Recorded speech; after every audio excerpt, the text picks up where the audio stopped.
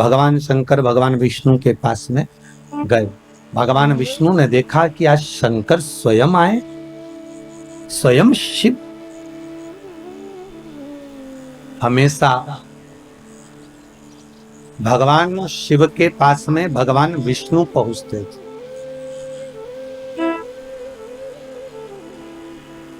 हमेशा। और आज स्वयं त्रिकालदर्शी शंकर भगवान विष्णु के यहाँ, तो भगवान विष्णु उठकर खड़े हो गए कि भोलेनाथ आए हैं, आइए प्रभु पधारो, आपका आगमन हुआ है नाथ।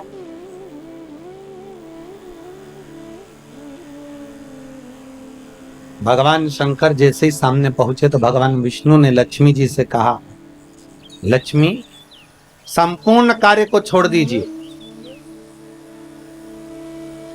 और संपूर्ण कार्य छोड़कर आज भगवान देव अधिदेव महादेव आए हैं, उनके आदर में लग जाइए।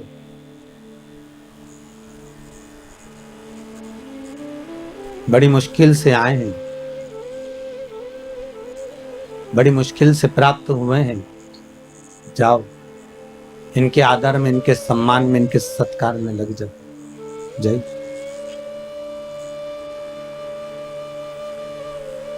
लक्ष्मी जी सबसे पहले अगर कहीं गई तो माता लक्ष्मी ने जैसे भगवान विष्णु ने कहा कि इनका आदर करो, सम्मान करो, सत्कार करो, तो लक्ष्मी जी अगर सबसे पहले अगर कहीं गई तो माता पार्वती के पास गई। और जगत जननी जगदम्बा पार्वती जी ने पूछ लिया, लक्ष्मी कैसे आना हुआ, क्या बात है, तुम्हारे आने का कारण क्या है, तुम क्यों आई हो? लक्ष्मी जी बोली, पार्वती आज भगवान भूत भावन भूतेश्वर भगवान शंकर, आज त्रिलोकी का नाथ त्रिकालदर्शी कैलाशी अविनाशी शिव बैकुंठ में आए। पार्वती जी बोली कि शंकर और बैकुंठ?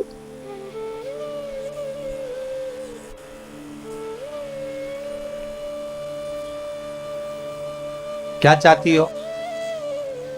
लक्ष्मी जी बोली, बस चाहना क्या है, आपसे निवेदन केवल इतना है कि आप ऐसा कोई उपाय बता दो जिससे शंकर जी प्रसन्न हो जाएं, और मैं उनका आदर करना चाहती हूँ, सम्मान करना चाहती हूँ, सत्कार करना चाहती हूँ, शंकर को रिझाऊं कैसे मैं, बस इतना बता दो और कुछ नहीं।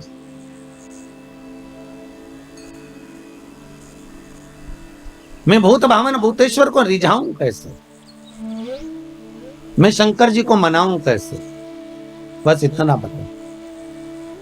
पार्वती जी के मुख से निकल गया कि एक लोटा पानी भर लो और शंकर जी पे उंडेल दो, शिव जी पे चढ़ा दो, बस शंकर तो राजी हो जाएंगे। इससे ज्यादा शंकर को चाहिए क्या?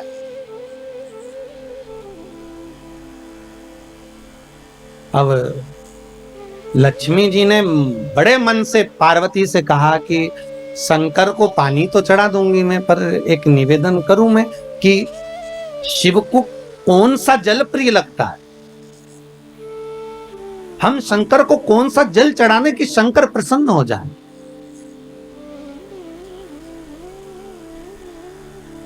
पार्वती तुम्हारे घर में अगर कोई अच्छा जल रखा हो ना तो एक पात्र भरकर हमको दे दीजिए, तो हम शिव जी को चढ़ा देंगे। और शिव महापुराण की कथा बार बार कहती है कि मंदिर जाओ तो मंदिर का लोटा उठाकर मंदिर का ही पानी भरकर मंदिर के शंकर को मत चढ़ाओ। शिव महापुराण कहती है अगर शंकर को जल चढ़ाना है तो अपने घर का जल लेकर। किसके घर का जल? अपने घर का, दूसरी जगह का नहीं।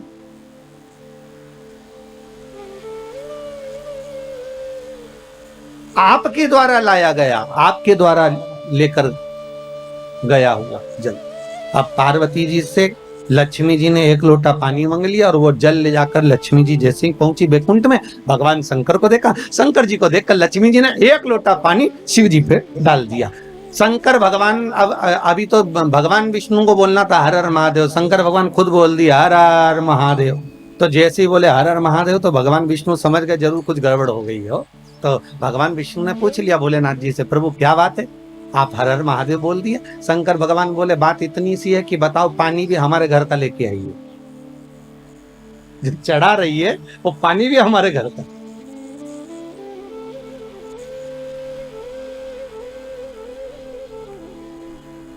अरे कभी कंस के जन्म की कथा सुनी होगी आप लोगों ने भागवत जी में, कि कंस का जन्म क्यों हुआ।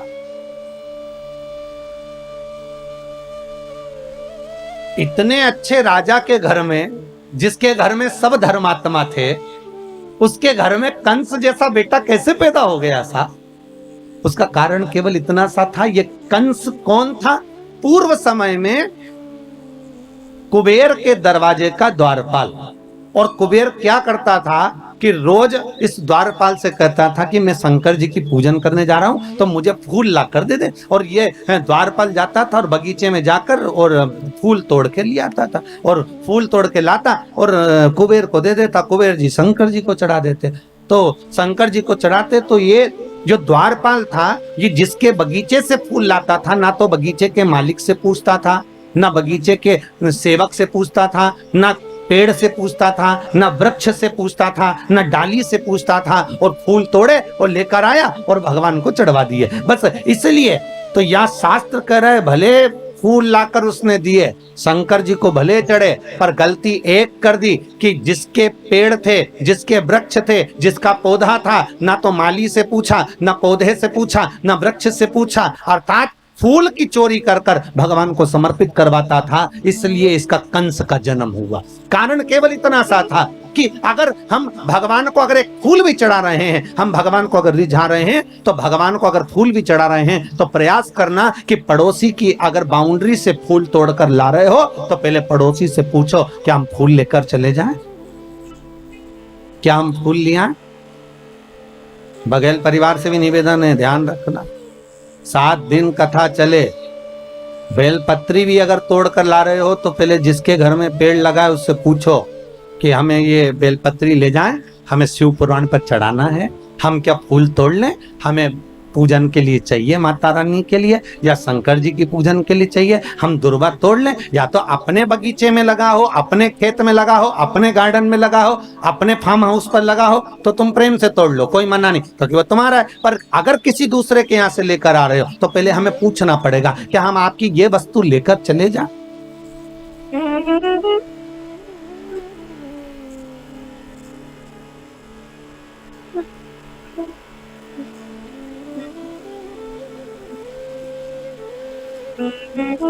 उससे पूछना पड़ेगा। अब ऐसे तो एक माताजी की चप्पल खो गई और माताजी ने कहा गुरुजी हम तो तुम्हारी कथा सुनने आए थे और हमारी चप्पल चोरी चली गई।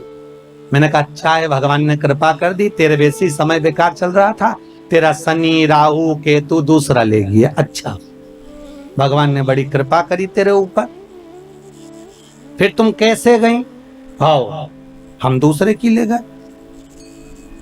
मैंने कहा हे भगवान, खुद का शनि गया था, दूसरे का केतु पकड़ लाई। अब लाभ क्या हुआ ये बताओ, सुख की अनुभूति क्या हुई है? हमें नहीं चाहिए। हम अगर भगवान को रिझा रहे हैं ना महाराज, तो शिव महापुराण की कथा कहती है अगर भगवान को रिझा रहे हो, तुम्हारे पास में कुछ है तो ठीक है, नहीं है तो ठीक है। शंकर को 1 लोटा पानी हो तो चढ़ा दो, घर का हो तो चढ़ा दो। अगर पानी भी नहीं है तो शिव को रिझाने के लिए 3 बार ताली बजा दो, चल जाएगा। इतना भी नहीं है तो बेलपत्र चढ़ा दो। बेलपत्र भी नहीं है तो शंकर पे चढ़ी हुई बेलपत्र उठाकर धोकर वापिस शंकर को चढ़ा दो। और बेलपत्री भी नहीं है तो शंकर को प्रणाम कर लो। इतना भी नहीं कर सकते कि मंदिर के अंदर भी नहीं जा सकते तो मंदिर के दरवाजे को प्रणाम कर लो। मंदिर के दरवाजे को भी प्रणाम नहीं कर सकते तो मंदिर के शिखर को प्रणाम कर लो। शिखर दर्शनम सर्व पाप नाशनम, बस इतना भी कर लिया। और ये भी नहीं कर सकते तो शिव महापुराण की कथा कहती है भूल से भी शंकर के मंदिर के सामने से निकल कर चले जाओ तो भी शंकर करुणा कर देता है, तो भी शिव कृपा कर देता है। मात्र निकल कर जाने पर भी शिव की करुणा, शिव की कृपा हो जाती है। मात्र उसके दरवाजे के सम्मुख से निकलकर चलेगा वही सुख हो गए। महाराज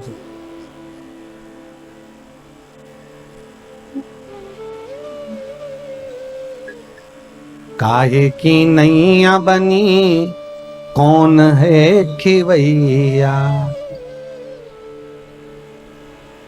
शिव की कथा कहती है, शंकर को जो तुम्हारे पास में है, शिव को उस वस्तु से रिझाने का प्रयास करो। शंकर को बाहर से कुछ लाकर देने की जरूरत नहीं।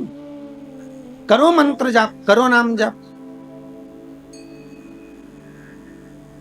अरे भाई, घर में धन होगा तो चोरों की नजर जरूर होगी, अगर सुंदरता होगी तो लुच्चों की नजर जरूर होगी, और अगर हृदय में भक्ति होगी तो भगवान की नजर जरूर होगी। ये पक्का, भगवान की दृष्टि आप पर पड़ी रहेगी। अगर आप भगवान का भजन कर रहे हो तो, आप शिव का स्मरण कर रहे हो तो, आप शंकर का अनुमोदन कर रहे हो, आप भगवान भक्ति का नाम जाप कर रहे हो तो भगवान की दृष्टि पड़ी हुई।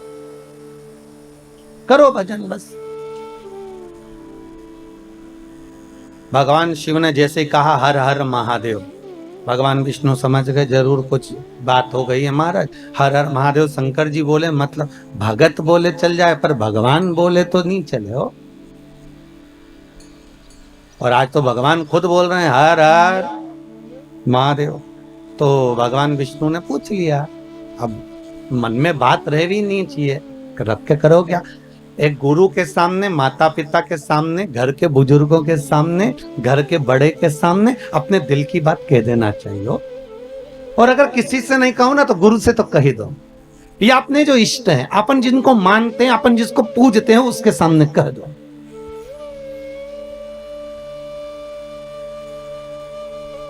अपने दिल की बात कहने में पीछे नहीं हट। ना आपसे हमारा कभी मिलना हुआ, ना आप हमें जानते, बस केवल टीवी चैनल के माध्यम से आपने कथा सुनी है और उस मंत्र को जपा जिस मंत्र को इस शिव महापुराण का गुरु मंत्र कहा जाता है। भागवत का मूल मंत्र है ओम नमो भगवते वासुदेवाय, और शिव महापुराण का मूल मंत्र है श्री शिवाय नमस्तुभ्यम। हम बार बार लोगों से कहते हैं, अगर दुख आया है ना, तकलीफ आई है ना, कष्ट आया, माना ये कोरोना जैसा वायरस आ गया, कई लोगों के प्राण छूटे जा रहे हैं, उनसे निवेदन है इस मंत्र को मत छोड़, आप जपते रहो साहब, आप जपते रहिए। आप जितना स्मरण करोगे इस मंत्र का, अरे विचार करो, राजा श्वेत के प्राण लेने के लिए यमराज आ गया और राजा श्वेत को नहीं मालूम कि मेरी मृत्यु अभी लिखी है। 21,600 श्वास में से कौन सी श्वास आखिरी है, ये किसको मालूम है साहब, किसको मालूम। कौन सा दान, कौन सा पुण्य, कौन सा भजन, कौन सा संकीर्तन, कौन सा मंत्र जाप हमारे कब काम आ जाए, ये किसी को नहीं मालूम। एक राजा के मन में आया कि मैं राजा हूं, पर मुझे ये नहीं मालूम कि मरने के बाद होता क्या है, मेरे को जानना है कि मरने के बाद क्या होता है। तो राजा ने अपने मंत्रियों को बुलाया कि तुम मरो और हमें खबर दो। तो मंत्री ने सोचा, बताओ मर जाएंगे तो खबर कौन देगा, नहीं हमें मालूम करना है कि मरने के बाद क्या होता है, हमें तो उसकी खबर चाहिए। अब नगर में एक बहुत कंजूस व्यक्ति रहता था, उसने सोचा पैसा खूब मिलेगा, राजा बोल रहा है मुंह मांगा धन दिया जाएगा जो ये बता दे कि कब्र के अंदर मरने के बाद क्या होता है, अंदर कब्र के अंदर मरने के बाद क्या होता है। तो उस कंजूस ने सोचा एक काम करते हैं, पैसे के चक्कर में पैसा तो मिल जाएगा ना, एक काम करते हैं राजा से कह देते हैं कि मुझे कब्र में दफना दो, जैसे एक मुर्दे को लेकर जाते हैं वैसा मुझे लेकर जाओ और कब्र के अंदर मुझे दबा दो, ठीक है। फिर मैं आपको 7-8 दिन बाद बता दूंगा कि अंदर हुआ क्या, बस थोड़ी सी सरंग छोड़ देना, उसमें से हवा अंदर आती रहे, मैं फिर 10 दिन बाद बता दूं, ठीक। राजा ने कहा कर दो। कंजूस ने सोचा मुंह मांगा धन मिलेगा। इतने में कंजूस जैसे ही जाने लगा तो एक व्यक्ति उसके सामने कटोरा लेकर खड़ा हो गया, भैया कुछ दे दे, भूख लगी है भैया कुछ दे दे। अब ये कंजूस तो कंजूस, अठन्नी नहीं दे किसी को, इतना बड़ा कंजूस। वो पीछा पकड़ लिया, उसने पांव पकड़ लिया, भैया 1 रुपया दे दे रे भैया, कुछ दे दे भैया, चवन्नी दे दे, भूख लग रही है भैया, भोजन दे दे। इसको गुस्सा आई, इसने कचरा पड़ा था, बहुत सारी पेड़ की पत्तियां पड़ी थी, सूखी पत्तियां, इसने उठा के उसके कटोरे में डाल दी, ले खा ले, और गुस्से में डालकर ये चला गया। और इसको लोग बांध बुंदा के ले गए, कब्र में दफना दिया, अंदर एक पाइप डाल दिया और उस पाइप में से बस इसको श्वास लेने के लिए छोड़ दिया। अब सब छोड़ छुड़ा के उसको दबा के चले गए। अब दबा के चले गए, एक दिन तो निकल गया, दूसरे दिन जो पाइप दिया था उसमें सांप घुसने लगा। अब जैसे सांप घुसने लगा, बापड़े के प्राण छूटने लगे। भगवान पैसे के चक्कर में अच्छे मरे दादा। अब मर जाएंगे तो राजा को बताने कैसे आएंगे, और बताएंगे नहीं तो रुपया कैसे मिलेगा। अब सांप अंदर घुसे, इसके प्राण छूटे। फिर सांप अंदर जाए, इसने देखा कि सांप अंदर क्यों नहीं आ पा रहा, तो इसने देखा कि कुछ कचरा सांप को रोक रहा। सांप अंदर आ रहा और कचरा बीच में अड़ रहा, सांप फिर आ रहा, कचरा फिर अड़ रहा। 7 दिन तक ये देखता रहा कि वो कचरा सांप को अंदर नहीं आने दिया। 7 दिन बाद इसको निकाला गया, राजा के सामने खड़ा किया गया। राजा ने पूछा, बताओ क्या होता है कब्र में मरने के बाद? तो उस कंजूस ने कहा, बस यही होता है कि जो हमने दान किया होता है वो हमारे आड़े आकर खड़ा हो जाता है। मैंने कचरा दान दिया था तो सांप को कचरे ने ही रोक दिया। हमने जो दान दिया, हमने जो पुण्य किया, हमने जो सत्कर्म करा, आप लोग जो गौ माता के लिए दान देते हो, ब्राह्मण भोज के लिए दान देते हो, आजीवन भोजन भंडारे के लिए दान देते हो, मंदिर निर्माण के लिए दान देते हो, सत्कर्म के लिए और दान देते हो, किसी के लिए आप पुण्य का कार्य करते हो, तो वो पुण्य तुम्हारा दान, तुम्हारा भजन, तुम्हारा कीर्तन, तुम्हारा मंत्र जाप, जो शिव महापुराण की कथा आप सुन रहे हो, जो मंत्र का स्मरण आप कर रहे हो, जैसे भी पांडे जी बोले कि श्री शिवाय नमस्तुभ्यम मंत्र ऐसा मिल गया कि वो मंत्र मेरा जीवन संवार दिया। जिस मंत्र को आप जप रहे हो वो साधारण नहीं हो सकता, जो आप दान कर रहे हो वो साधारण नहीं हो सकता, जो पुण्य कर रहे हो वो साधारण नहीं हो सकता। ना जाने तुम्हारा दान, तुम्हारा पुण्य, तुम्हारा सत्कर्म कब तुम्हारे सामने आकर खड़ा हो जाए और तुम्हारे आड़े आकर सम्मुख में आ जाए और तुम्हारे जीवन को बचा ले, इससे बढ़कर कोई सुख नहीं हो सकता। इसलिए बारंबार जपते रहे श्री शिवाय नमस्तुभ्यम, ये मंत्र का जाप नित्य करते रहो, स्मरण में डूबो। ये भाग है हमारे, ये पुण्यता है। आज शंकर भगवान स्वयं करें हर हर महादेव। भगवान शिव ने जैसी हर हर महादेव बोला तो पूछ लिया कि हर हर महादेव भगवान आप बोल रहे हो। भगवान विष्णु ने पूछा कारण क्या है? भगवान बोले कारण केवल इतना सा है कि दूसरी जगह का जल लाकर चढ़ाया, लक्ष्मी अंदर से लाकर 1 लोटा पानी चढ़ाती तो मुझे सुख मिल जाता। मुझे नहीं चाहिए भाई। शंकर की सारे देवी देवताओं को तो लड्डू भी चढ़ाओ, चुंदड़ी भी चढ़ाओ, आभूषण भी चढ़ाओ, शंकर जी को तो बेलपत्री चढ़ाओ, फूल चढ़ाओ, पानी चढ़ाओ, नी भी हो तो 3 बार ताली बजाया, वो भी नी बने तो हर हर महादेव बोल दो, उतने में शंकर राजी हो जाते हैं। इससे बढ़कर कृपालु और काम मिलेगा ये बता। अरे वो चोरी करने के लिए चोर गया शंकर जी के मंदिर में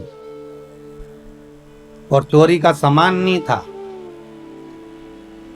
उजाला करने के लिए कोई वस्तु नहीं थी, तो खुद का कपड़ा जलाया, त्रिशूल में लपेट कर आग लगा के चारों तरफ देख दिया चोरी का सामान। और शंकर भगवान प्रसन्न हो गए, मांग तुझे क्या चाहिए? चोर बोला मैं तो चोरी करने आया था। शंकर भगवान बोले हम तो ये नहीं जानते कि तुम चोर हो कि कौन हो, पर तुमने हमारे मंदिर में शिवरात्रि के दिन उजाला करा, प्रकाश करा, दिया जलाया, आरती करी, मांगो क्या चाहिए? उसने कहा मैं मांगना नहीं जानता। शंकर भगवान ने कहा ठीक है तो मैं तुझे कुबेर का सिंहासन दे देता हूँ, जा कुबेर की कुर्सी पे तू बैठ जा। और चोर चले गया कुबेर की कुर्सी पर और कुबेर से जाकर कहा तुम नीचे उतरो। कुबेर ने बोला तू कौन? कि मैं चोर। तो तू चोर यहां कहां से आ गया? तो कि शंकर जी ने भेजा। कुबेर बोला मैं हड़ताल करूंगा। चोर बोला जो करना करो। शंकर जी ने बोला कुर्सी से नीचे उतरो, हम बैठेंगे। और चोर को कुबेर की कुर्सी पर बिठा दिया। कुबेर भगवान विष्णु के पास गए, नारायण नारायण। भगवान विष्णु ने पूछा क्या हो गया? शंकर भगवान के मंदिर में किसी ने रात को अपना कपड़ा जलाकर आरती उतार दी, शंकर जी ने उसको कुबेर बना दिया और मुझे नीचे उतार दिया। बताओ आप हमारी कुर्सी वापस दिलाओ। भगवान विष्णु बोले उनके मामले में हम कुछ नहीं बोल सकते, उनके मामले में हम नहीं बोलेंगे। क्यों? भगवान विष्णु बोले नारायण कहते हैं मैं उतना देता हूं जितना भाग्य में लिखा होता है, ब्रह्मा उतना देते हैं जितना कर्म में लिखा होता है, पर शंकर ना कर्म देखते हैं ना भाग्य देखते हैं। शंकर तो बस इतना देखते हैं कि मुझे दिल से रिझा लिया, तो उन्होंने तुरंत उठाकर कुबेर बना दिया। मर्जी उनकी। कुबेर ने अपनी धर्मपत्नी से बोला, सुन, अपने पास में इतनी दौलत है, पर आज तक कोई अपने घर में आकर देखता ही नहीं कि अपने पास कितना है। तो पत्नी ने बोला, क्या करोगे? कुबेर बोला, एक काम करते, सबको निमंत्रण दे देते भोजन करने का। अच्छा, दे दो। सारे देवी देवताओं के घर में निमंत्रण दिया है, सिगरी निमंत्रण। सिगरी निमंत्रण मतलब तुम्हारे यहाँ चूल्हा मत जलाना। सा परिवार, भगवान विष्णु सा परिवार, ब्रह्मा सा परिवार, इंद्र सा परिवार, वायुदेव, जल देव, सब सा परिवार, और सबको निमंत्रण दिया, पर शंकर भगवान को भूल गया। जिसने कुबेर का पद दिया था उसी को भूल गया। नारद जी ने आकर कहा, कुबेर जी, शंकर जी को बुलाया, भूल गए, अब जाओ बुलाने। शंकर जी आ जाएंगे, अब जाएंगे तो जाओ जाओ, बोलो निमंत्रण तो दो। दौड़ कर गया, हर हर महादेव। शिव जी ने पूछा, क्या बात है कुबेर? कुबेर बोले, महाराज जी, हम सबको निमंत्रण दिया थे, तुम्हें भूल गए थे। फिर नारद जी ने कहा, तब हम आए। अब बताओ, किसी को निमंत्रण देने जाओ तो ऐसा बोलना चाहिए? अगर भूल गए थे तो ये बोलना ही नहीं चाहिए कि भूल गए थे। ये बोलना था कि परिवार के लोग हो, घर के लोग हो, इसलिए अपने घर वालों को बाद में भी निमंत्रण दिया जा सकता है। पर महाराज जी ने याद दिलाई, इसलिए हम कहने आ गए। अब बुरा लगेगा कि नहीं लगेगा? अरे बोलो तो, वो तो शंकर जी थे। पांडे तारा की माता होती तो पहले कह देती, हमको तो बहुत बुरा लगा भैया, बताओ इतनी बाद में बुलाया हम। अरे बुरा लगेगा कि नहीं लगेगा? अगर कोई तुमसे कहे कि हम तो बस भूल गए थे और तुमको बाद में बुलाने के लिए आ गए, अच्छा नहीं लगेगा। शंकर भगवान ने कहा, क्या चाहते हो? आप हमारे यहाँ भोजन करने आओ। शंकर जी बोले, देखो ये जो बड़ी बड़ी पार्टियां होती ना, इसमें मैं नहीं जाता हो।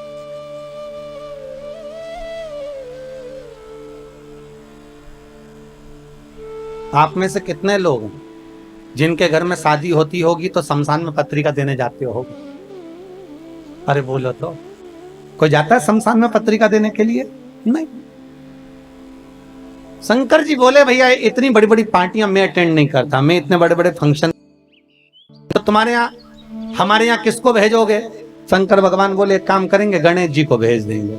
इतने में कुबेर बोला, इतना सा गणेश क्या खाएगा?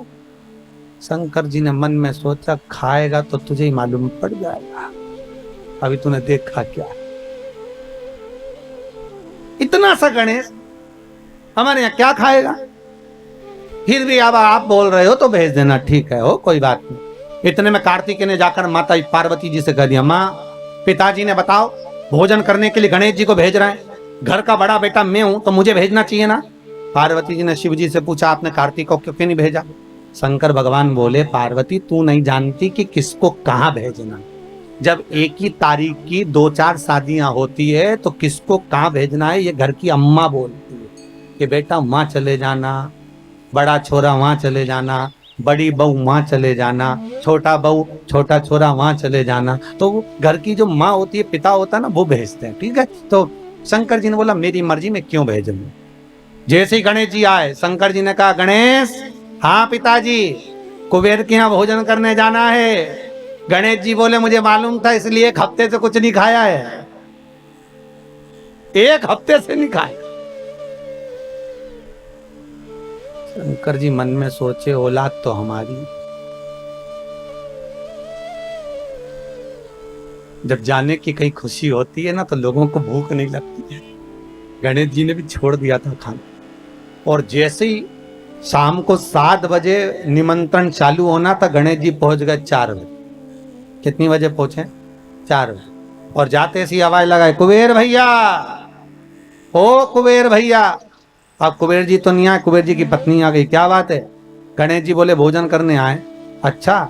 कुबेर जी की पत्नी ने कुबेर जी से कहा कि गणेश जी भोजन करने आए। तो कुबेर जी बोले, अभी काय को आ गए? 4 बजे से 7 बजे भोजन है, क्या करेंगे अभी से? हमें नहीं मालूम, पर वो अभी से आ गए। तो कुबेर जी बोले, काम करो कि जितने लोग जिम के जाते जाए उनको जिमा दो और जाने दो, उनको खिलाओ और जाने दो, उनको खिला दिया जाने को, ठीक है। गणेश जी के लिए एक चौकी लगाई और चौकी पर श्री गणेश जी महाराज को बिठा दिया। चौकी पर गणेश जी को बिठाया, और जैसे ही चौकी पर गणेश जी को बिठाया, गणेश जी से कहा, खाओ। थाली लाकर रख दी, भोजन करना प्रारंभ करो। अब गणेश जी ने करना प्रारंभ किया तो गणेश जी कुबेर जी से पूछे, भैया खाएं? हाँ खाइए। भाभी जी खाएं? हाँ हाँ खाइए। और गणेश जी ने जो खाना चालू करा, 33 कोटि देवताओं का भोजन 15 मिनट में निपटा गया। 15 सब खा गए।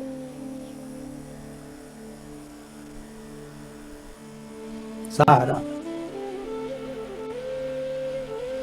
कुबेर जी की पत्नी दौड़ते हुए कुबेर जी के पास पहुंची। प्रभु प्रभु, कुबेर जी ने पूछा क्या हुआ?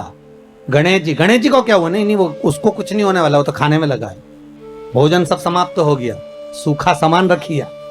कुबेर के भंडार में जितना भंडार भरा था सारा की सारा ले जाके रख दिया, सब खा गया। 20 मिनट में तो सब समाप्त।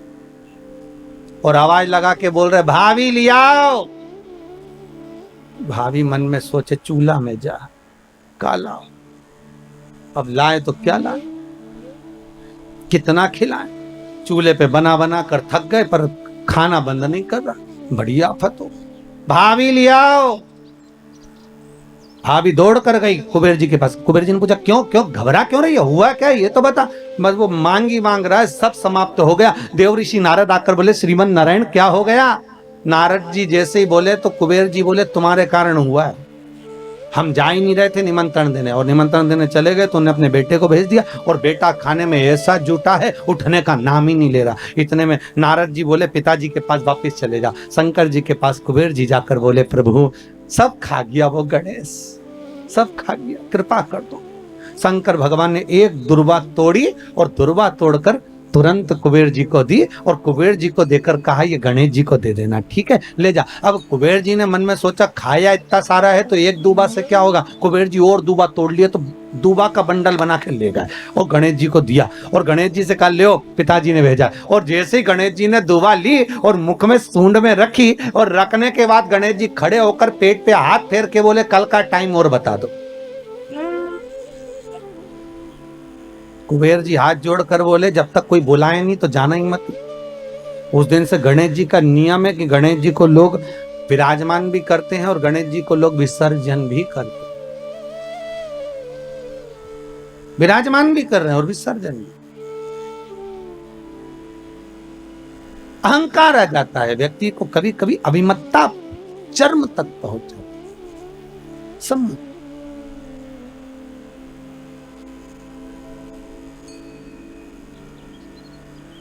शिव कह रहे हैं, मैंने लक्ष्मी से ये नहीं कहा कि तुम मुझे ये दो। भगवान शंकर कह रहे हैं, नारायण मैंने आपसे भी नहीं कहा कि मुझे कोई वस्तु प्रदान करो, पर अगर लक्ष्मी जी को जल भी चढ़ाना था तो अपने ही घर का चढ़ा देती, तो आज मुझे प्रसन्नता का भाव, प्रसन्नता का भाव।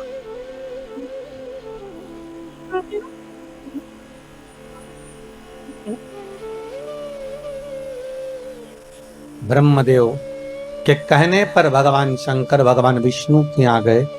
भगवान विष्णु ने आदर सत्कार करा। भगवान शंकर से पूछा, भोलेनाथ कैसे आना हुआ है? शिव जी कहते हैं, नारायण आने का कारण केवल इतना सा है कि संसार सागर में जब मनुष्य का जन्म होगा, मानव शरीर जब मिलेगा, उस मानव शरीर को अगर मान लो उसने भजन किया ना किया, उसने कीर्तन किया ना किया, उसने मंत्र जाप किया ना किया, उसने स्मरण किया ना किया, तो ऐसा कुछ करा जाए कि उस मनुष्य शरीर से आप रूप ही भगवत का भजन हो जाए, शिव नाम का स्मरण हो जाए, भगवान की भक्ति का प्रतिबिंब स्फुटित हो जाए, कुछ ऐसा किया जाए।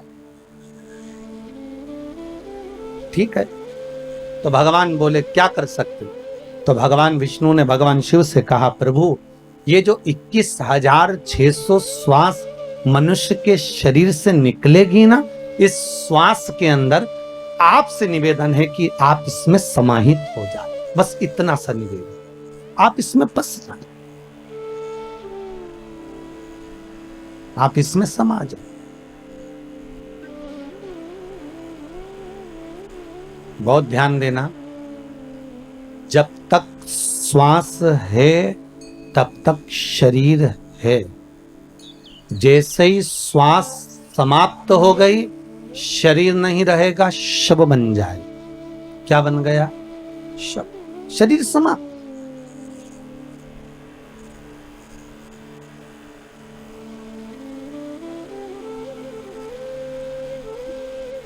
फिर वो शरीर नहीं रहा, वो केवल केवल एक शव बन गया, उसका मूल तत्व समाप्त हो गया। श्वास में शिव है।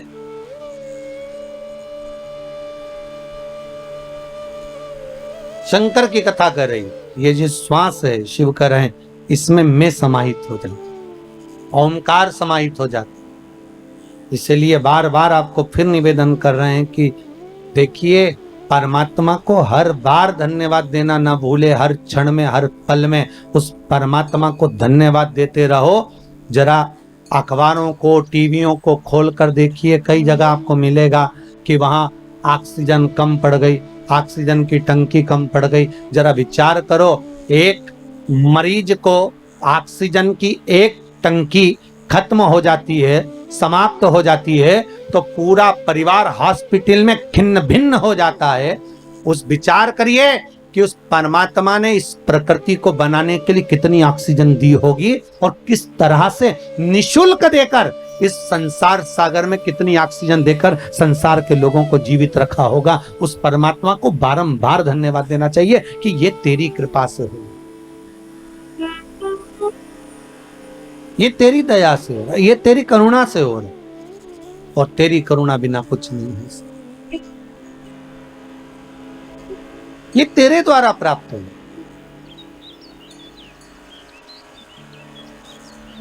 महाराज,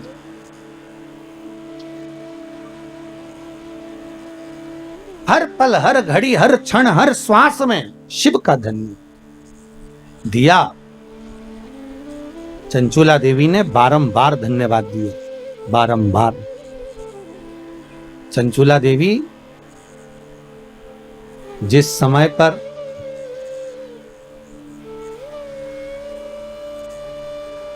पार्वती जी की सखी बन गई थी, चंचुला देवी,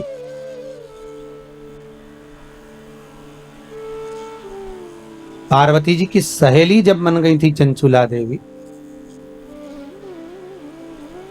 बस इतना कर्म चंचुला देवी ने जरूर करा था कि पति का साथ दिया, पति चोरी कर कर लाया, धन ला कर दिया, उसका भोग करा, पर सत्कर्म नहीं कर पाई। चंचुला कभी दान पुण्य धर्म नहीं कर पाई, अपने भोग में लगी रही, अपनी भोग। और जब अपने ही भोग में लगी रही, कोई सत्कर्म नहीं, कोई पुण्य नहीं, चंचुला ने कुछ करा ही। पर जब प्राण छूट गए, शिव महापुराण की कथा के रस तत्व में डूबने के बाद चंचुला के जब प्राण छूट गए, तब चंचुला देवी पहुंची भगवान शंकर के कैलाश धाम पर, और पार्वती जी की जब सखी बन गई, तब पार्वती जी से बारंबार बस एक बात कहती रही कि कुछ ऐसा कर दीजिए कि मेरा पति जो प्रेत योनि में पड़ा हुआ है, वो प्रेत योनि से मुक्त हो जाए, वो प्रेत योनि से छूट जाए। इतनी कृपा बस कर दो कि वो प्रेत योनि से मुक्त हो, प्रेत योनि से छूट जाए। ऐसी करुणा, ऐसी कृपा, ऐसी दया आप कर दीजिए। ठीक है।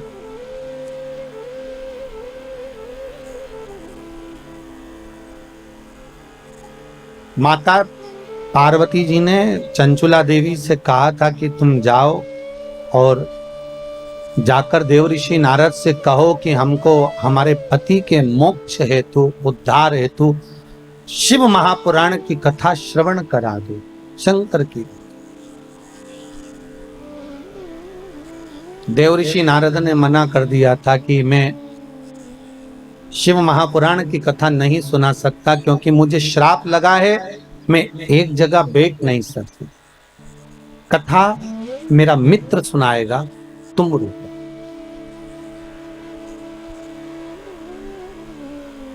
आप लोग यदि कभी साउथ में गए हो, दक्षिण में, तो दरवाजे पर, शंकर जी के मंदिर के दरवाजे पर दो मूर्ति आपको नजर आएगी, एक देवऋषि नारद की, एक तुमरुका जी की। जैसे देवऋषि नारद के हाथ में करताल है, बीणा है, उसी तरह तुमरुका जी के भी हाथ में करताल है, बीणा है।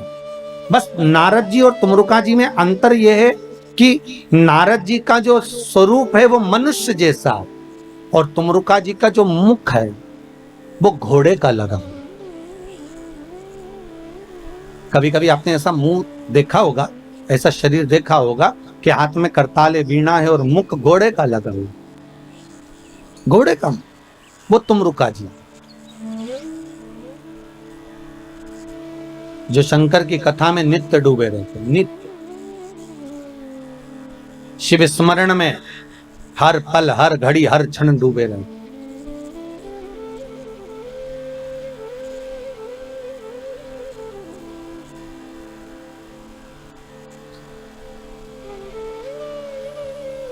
तुमरुका जी से निवेदन करा पार्वती माता चंचुला देवी ने कि आप शिव महापुराण की कथा सुना दो। ठीक है, हम सुना देते हैं, पर बात केवल इतनी सी है कि आप हो वेदव्य और शिव महापुराण की कथा का जजमान जो होना चाहिए वो अखंड सौभाग्यवती नारी अपने पति के साथ बैठकर शिव महापुराण की पूजन करे, बस इतना ही तो चाहिए। तो चंचुला देवी के मुख से निकल गया, तुमरुका जी ये बताओ, क्या कोई वेदव्य नारी शिव महापुराण की कथा नहीं करवा सकती क्या? क्यों नहीं करवा सकती? करवा सकती, बस करना एक पड़ेगा। क्या कि जिस समय शंकर की पूजन हो, शिव महापुराण विराजमान हो, शंकर का अनुमोदन हो, उस समय पर जोड़े की जरूरत पड़ेगी। तो वेदव्य नारी भगवान शंकर से यह प्रार्थना करे कि मैं शिव की कथा को जब सुन लूं तो भोलेनाथ ऐसी कृपा करना कि मेरे प्राण अगर जाएं तो पति के लोक में जाएं और आने वाले समय में मैं कभी वेदव्य ना हूं, अखंड सौभाग्य लेकर जाऊं, ऐसी कृपा करना, अखंड सौभाग्य लेकर। आज हिंदू धर्म में चैत्र के महीने की ये सिंधारा दूज है। आज नवरात्रि की चैत्री नवरात्रि में जो दूज होती है इसको सिंधारा दूज कहते हैं। कौन सी दूज कहते हैं? जम के बोलिए। सिंधारा दूज। सिंधारा दूज का मतलब ये होता है कि कल है तीज, जिसको हमारे यहाँ गणगौर तीज कहते हैं। शंकर और पार्वती 16 दिन तक तैयार हुए थे और तैयार होने के बाद शिव और पार्वती शिव महापुराण के यजमान बनकर जा रहे थे। तो कल का दिन है वो। कौन सा दिन है कल का? गणगौर तीज का दिन, कल का दिन। चैत्र के महीने में जो शुक्ल पक्ष की तीज आती है, वो चैत्री नवरात्रि में जो तीज की तिथि होती है, उस दिन शंकर और पार्वती शिव महापुराण के यजमान बनकर कथा सुनने के लिए गए थे। 16 दिन तक पार्वती और शंकर का श्रृंगार होता है। उसमें से आज का दिन सिंधारा दूज का होता है। क्यों सिंधारा दूज कहते हैं? सिंधारा दूज का मतलब क्या है? क्यों हिंदू धर्म में सिंधारा दूज मनाई जाती है? किस लिए? आज पूरे भारत की भूमि पर कई माताएं हाथ में मेहंदियां लगाती हैं, चूड़ियां पहनती हैं, सुंदर चुनरी पहनती हैं, मां ब्रह्मचारिणी का पूजन करती हैं, माता का आराधना करती हैं। सिंधारा दूज, उसका कारण केवल इतना सा है। सिंधारा दूज का मतलब यह होता है कि चंचुला देवी जब 14 दिन तक शंकर और पार्वती अपने गुफा में से बाहर नहीं निकले शिव महापुराण के यजमान बनने के लिए, तब माता चंचुला देवी ने हाथ जोड़कर मां जगतजननी जगदम्बा को सुंदर वस्त्र, सुंदर चूड़ियां, सुंदर आभूषण माता के चरणों में ले जाकर समर्पित करे थे और कहा, मां इन चूड़ियों को जो मैं दे रही हूं, ये लाल चूड़ी, ये लाल श्रृंगार, ये लाल वस्त्र, जो लाल चूनर जो मैं प्रदान कर रही हूं, मां बस ऐसी कृपा कर दे कि तू इन चूनर को धारण करे और मेरा भी सौभाग्य, मेरा भी सुहाग अमर कर दे। बस इतनी कृपा मेरे ऊपर कर दे। वो सिंधारा दूज का महत्व है। वो सिंधारा दूज का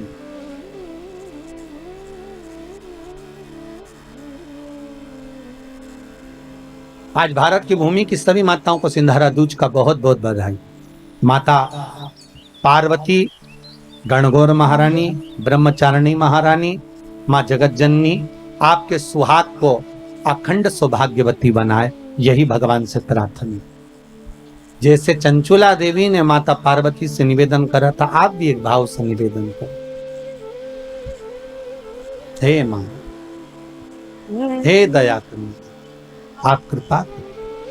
स्वयं चंचुला देवी मां पार्वती से सिंजाना दूज के दिन निवेदन करती है कि मेरा सौभाग्य अमर कर दो, और आपके सिवा कोई नहीं कर सकती। इसलिए माता के चरणों में चूड़ी भी दी, मेहंदी भी दी, टीकी भी दी, श्रृंगार भी दिया, वस्त्र भी दिया। इसलिए सिंधारा दूज के दिन, आज के दिन सौभाग्यवती माताएं एक दूसरे को सिंधारा देती हैं। आज भी नियम है हमारा। प्रदान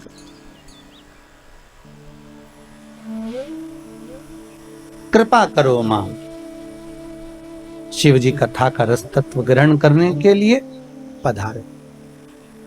तुमरुका जी से जाकर निवेदन करा, तुमरुका जी हम कथा सुनना चाहते हैं। और कथा किसके लिए सुन रहे हैं तुमरुका जी? आपको मालूम है? तुमरुका जी ने पूछा, प्रभु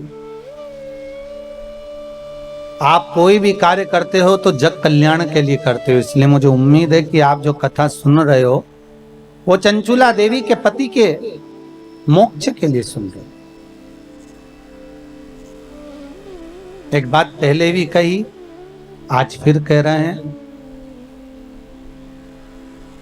पानी में डूबकर मरे हुए व्यक्ति की मुक्ति नहीं होती, सर्प से डसे हुए व्यक्ति को भी मोक्ष नहीं मिलता। तीसरा, स्त्री के हाथ से, नारी के हाथ से मरे हुए व्यक्ति को भी मोक्ष नहीं मिलता। और बहुत ध्यान देना महाराज, गरुड़ पुराण, शिव पुराण, स्कंद पुराण, पद्म पुराण, नर्मदा पुराण और लिंग पुराण, इसमें वर्णन किया गया है कि कुंवारी अवस्था में मरे हुए व्यक्ति को भी मोक्ष नहीं मिले।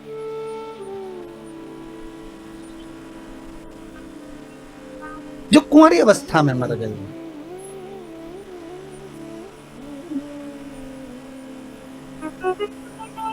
बहुत ध्यान देने वाली कथा है, बहुत ध्यान देने।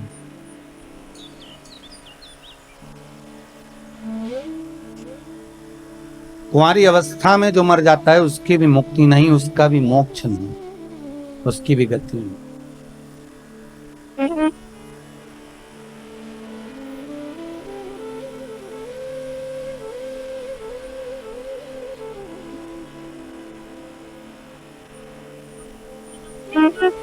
पर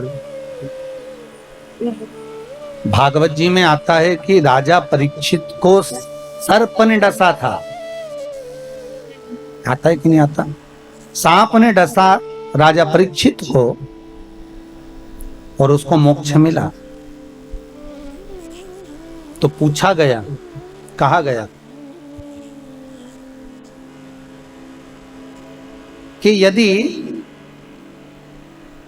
पानी में डूबकर मरा हुआ मनुष्य, सर्प के डसे से मरा हुआ, स्त्री के हाथ से मरा हुआ, इनकी मुक्ति नहीं है, तो फिर तक्षक नाग के डसे से वो परीक्षित जो मरा उसकी गति कैसे होगी? बहुत बड़ा प्रश्न है और बहुत सुंदर संवाद इसका।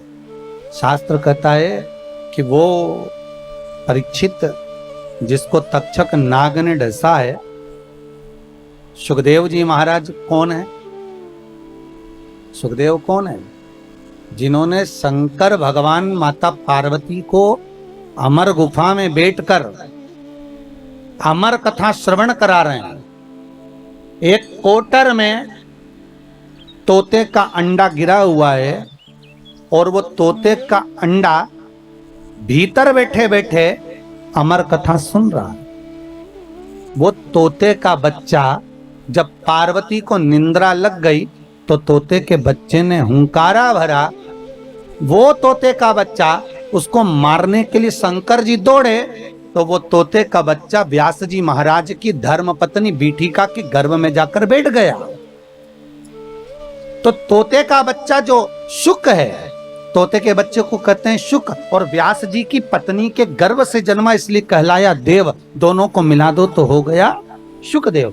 तो वो शुकदेव कोई दूसरा नहीं है। वो शुकदेव कौन है? तो शिव महापुराण की कथा कहती है वही शंकर का एक अंश, वही शिव का एक अंश सुखदेव के रूप में, जिसने अमर कथा को श्रवण कर रखा था। वो सुखदेव बैठकर राजा परीक्षित को श्रीमद् भागवत कथा का रसास्वादन करा रहे थे। जब पूरी कथा सुखदेव जी ने सुना दी, अंतिम क्षण बचा, अंतिम क्षण, पूरे स्कंद जब पूरे हो गए,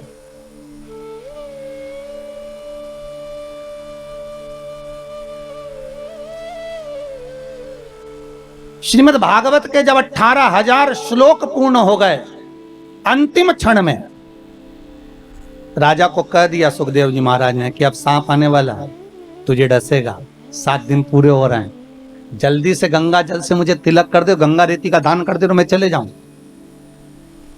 तो परीक्षित ने पूछा कहां जा रहे हो? सुखदेव जी महाराज बोले अब मेरे को जाना होगा क्योंकि सांप आएगा, तुझे डसेगा। तो परीक्षित कहते हैं आप गुरु हो, आपने कथा सुनाई है और सांप मुझे डसेगा तो मुझे तकलीफ नहीं होगी? सुखदेव जी महाराज कहते हैं अगर तूने कथा को सुना है और कथा रसामृत का पान किया है तो तेरी नस नस में भगवान की कथा समाई है, तो तू एक काम कर, तेरे हृदय को जो अच्छा लगे उस नाम के जाप में बैठ जा। तो परीक्षित ने प्रश्न किया, ये बताओ कि कथा भय से मुक्ति देती है ना? हाँ, तो कथा अगर भय से मुक्ति देती है तो अब मुझे सर्प के डसने का भय नहीं है, फिर क्या है? तो भगवान से सुखदेव जी महाराज से राजा परीक्षित कर रहा है, बस बात इतनी सी है कि जब वो सर्प का जहर मेरे शरीर में जाएगा तो मेरे शरीर की रोमावली में कृष्ण समाया होगा, क्योंकि मैंने भागवत सुनी है तो मेरे शरीर में कृष्ण बैठा होगा। बस निवेदन इतना है, वो जहर मेरे कृष्ण तक ना पहुंचे, उसको रोकने का कोई उपाय बता दो। तब सुखदेव जी की आंख में जल भर गया और सुखदेव जी ने राजा परीक्षित से कहा कि अब तू शिव का स्मरण करना प्रारंभ कर दे। और परीक्षित के मुख से शंकर का जब नाम निकला, तक्षक डसा पर जहर उस कृष्ण तक पहुंचने नहीं दिया। इसको कहते हैं वात्सल्यता, इसको कहते प्रेम, इसको कहते स्नेह, इसको कहते करुणता, इसको वात्सल्यता, इसको प्रेम, इसको करुणता कहते, इसको स्नेह।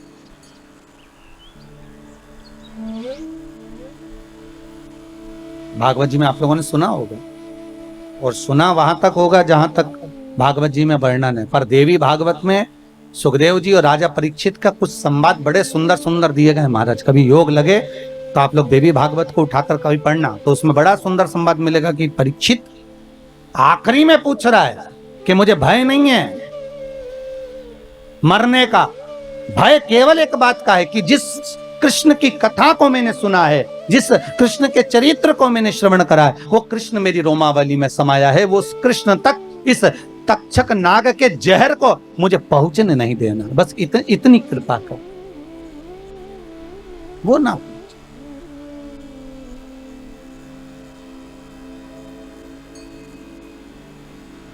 ये दया, ये करुणा आप कर दो। शिव महापुराण की कथा कहती है 3 तरह से मरे हुए व्यक्ति को मोक्ष नहीं। सर्प का डसन, पानी में डूबा, स्त्री के हाथ से मरा, और गरुड़ पुराण में एक और बात लिखी है, कुंवारी अवस्था में मरा हो। पर शिव महापुराण की कथा कहती है, एक संवाद बड़ा सुंदर है। जिस समय पर भगवान शंकर ने ब्रह्मा जी से कहा कि तुम सृष्टि की रचना करो, और सृष्टि की रचना ब्रह्मा जी से पूछा कि सृष्टि बनाना कैसे, भगवान ने अपना स्वरूप का जो दर्शन कराना था उसके पहले ब्रह्मा जी से कह दिया कि आधे पुरुष बना दो, आधे स्त्री बना दो। पुरुष और स्त्री, हाँ, आधे पुरुष बनाओ, आधे स्त्री बनाओ। ब्रह्मा जी ने पूछा पुरुष और स्त्री कैसे? तो भगवान शंकर ने कहा एक काम करो, अगर एक पुरुष बना रहे हो तो एक स्त्री बनाओ, दो पुरुष बना रहे हो तो दो स्त्री बनाओ। अगर दो पुरुष हैं तो दो स्त्री, एक पुरुष है तो एक स्त्री बनो। ठीक है, आधे आधे दोनों को बना दो। अब ब्रह्मा जी ने जो सृष्टि का निर्माण करा तो उन्होंने पुरुष और स्त्री को मिला के बना दिया। तो भगवान विष्णु और भगवान शंकर दोनों भ्रमण करते करते पृथ्वी पर आकर देखे तो क्या देखा कि चारों तरफ किन्नर ही किन्नर नजर आ रहे थे। जब किन्नरों को देखा तो भगवान विष्णु को तो हंसी आ गई। जो ठहाका लगाकर भगवान हंसे तो भगवान ने पूछ लिया, भगवान पूछे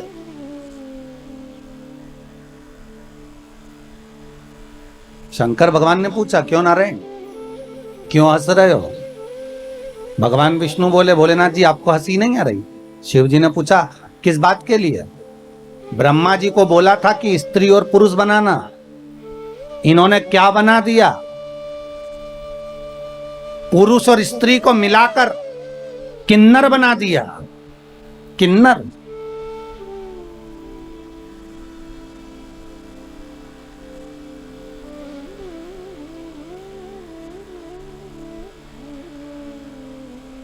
भगवान शंकर भगवान विष्णु को देखकर आंखों में जल भरकर बोले रे नारायण, आपने ब्रह्मा की बनाई हुई सृष्टि पर हंसा है।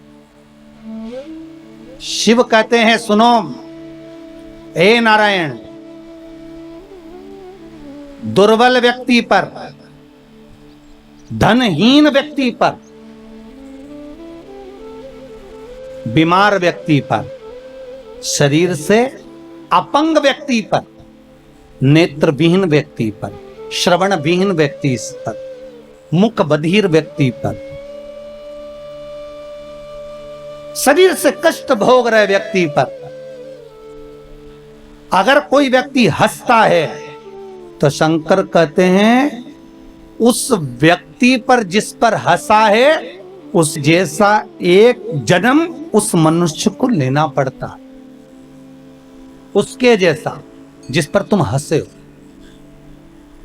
किसी गूंगे पर, किसी विकलांग पर, हस्त विहीन पर, श्रवण विहीन पर, नेत्र विहीन पर, जिह्वा विहीन पर, वाणी विहीन पर, दुर्बल शरीर से हो, कोई शरीर से ज्यादा तगड़ा हो, कोई शरीर से दुर्बल हो, कोई धन से विहीन हो, उस पर देखकर नहीं हंसी।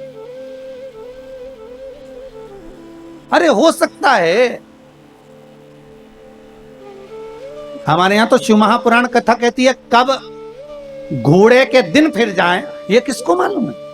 अब तुम्हें अभी अभी देख लो ना भैया, तुम जाकर प्रतापगढ़ में देखना, इलाहाबाद में देखना, प्रयागराज में देखना, लखनऊ में, कानपुर में, दिल्ली में, मुंबई में, पुणे में, जहां जाकर देखना एक से बढ़कर एक शोरूम है कपड़े के। पूरे सूरत में, जोधपुर में, जयपुर में एक से बढ़कर एक कपड़े के बड़े से बड़े शोरूम बने। प्रतापगढ़ में जाकर देखना बड़े बड़े शोरूम बने, हजारों हजारों रुपए के कपड़े उन शोरूमों में टंगे हुए हैं, हजारों रुपए के कपड़े टंगे। पर आज इस कोरोना के 1 साल पहले निकल गया और ये 1.5-2 महीना निकल चले, इस पूरे समय में अंदाजा लगाकर देखना कि वो हजारों का कपड़ा शोरूम में टंगा की टंगा ही रह गया और वो 10 रुपए का मास्क करोड़ों का व्यापार कर कर निकल गया। करोड़ों का व्यापार, एक जरा सा मास्क मात्र 2 रुपए का, 1.5 रुपए का, 5 रुपए का, 10 रुपए का, उसने भारत की भूमि पर करोड़ों का व्यापार कर दिया और वह हजारों रुपए के कपड़े शोरूम में टंगे की टंगे रह गए। कौन पूछता था इन मास्क को? अरे बोलो तो कौन पूछता था इतने से टुकड़े को, कपड़े को? कौन पूछेगा? कोई नहीं पूछता था। 10 रुपए का मास्क कोई नहीं जानता था, कौन पूछेगा? पर हजारों रुपए के शोरूम में कपड़े टंगे की टंगे रह गए और वो 5 रुपए का, 2 रुपए का, 10 रुपए का मास्क करोड़ों का व्यापार कर कर निकल गया। इसलिए याद रखना, कभी किसी पर हंसना नहीं। शोरूम भरे की भरे रह गए और 2 रुपए का मास्क निकल कर करोड़ों का व्यापार कर देता है। ये मनुष्य की देह अगर शंकर कह रहे हैं नारायण, तुम अगर इस ब्रह्मा की बनाई हुई सृष्टि पर इन किन्नरों पर हंसे हो, तो भगवान शंकर ने कह दिया विष्णु तुमको भी पृथ्वी पर जाकर एक बार किन्नर बनना पड़ेगा, तुम्हें भी एक बार किन्नर बनना पड़ेगा। क्यों हंसो किसी पर? कोई विकलांग है क्यों हंसन? कोई हाथ के विहीन है क्यों हंसन? कोई नेत्र के विहीन है, किसी की वाणी शुद्ध नहीं है, किसी की श्रवण शक्ति शुद्ध नहीं है, हो सकता, क्यों हंसे?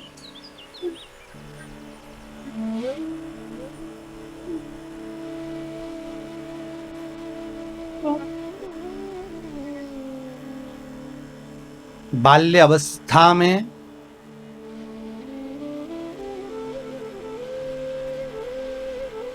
वो द्रौपदी पूर्व समय में एक ब्राह्मण नहाने के लिए गंगा जी में गया, उसका अंग वस्त्र सहेलियों ने मिलकर, द्रौपदी ने मिलकर उस अंग वस्त्र को मात्र छुपा दिया और संत ढूंढता रह गया।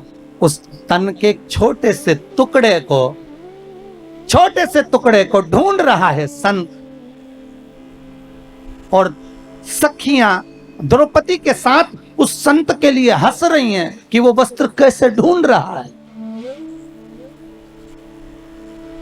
संत के मुख से निकल गया, जिसने मेरा यह वस्त्र चुराया है, कहीं ले जाकर फेंका है,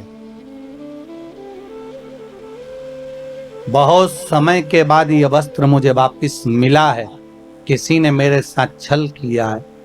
यही वस्त्र का छल जिसने करा है मेरे साथ, उसके साथ भी किया जाएगा। एक संत के मुख से निकली हुई वाणी को वो द्रौपदी को झेलना पड़ा, और पांडव बैठे की बैठे रह गए, और वो कौरव, वो दुशासन चीर खींचता रहा, कोई नहीं बचा पाया।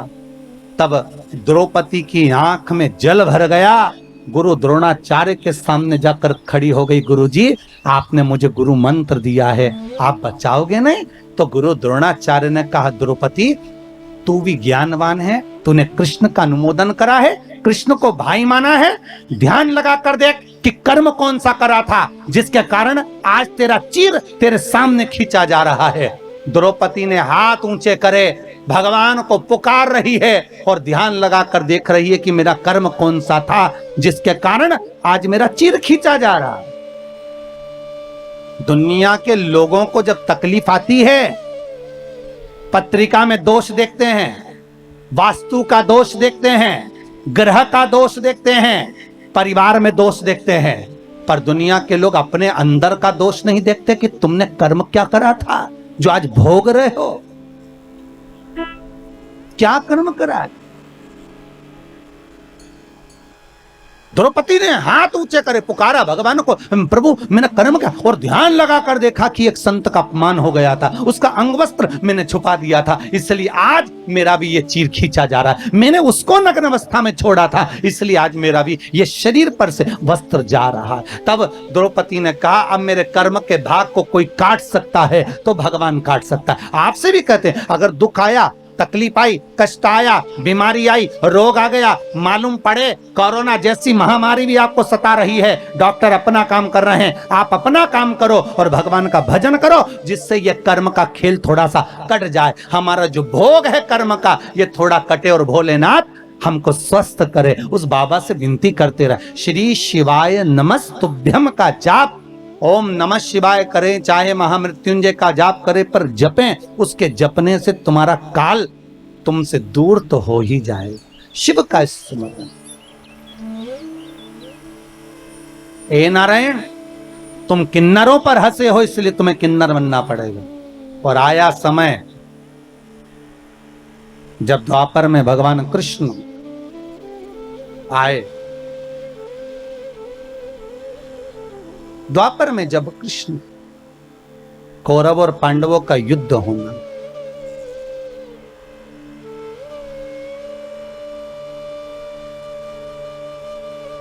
कहां पर हुआ था कौरव और पांडवों का युद्ध? कुरुक्षेत्र की भूमि।